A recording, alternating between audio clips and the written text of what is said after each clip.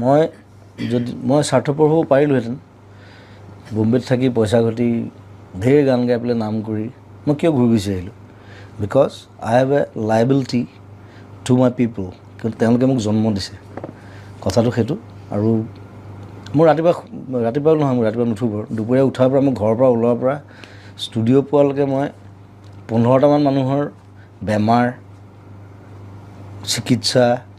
কিবা কিবি hospital fees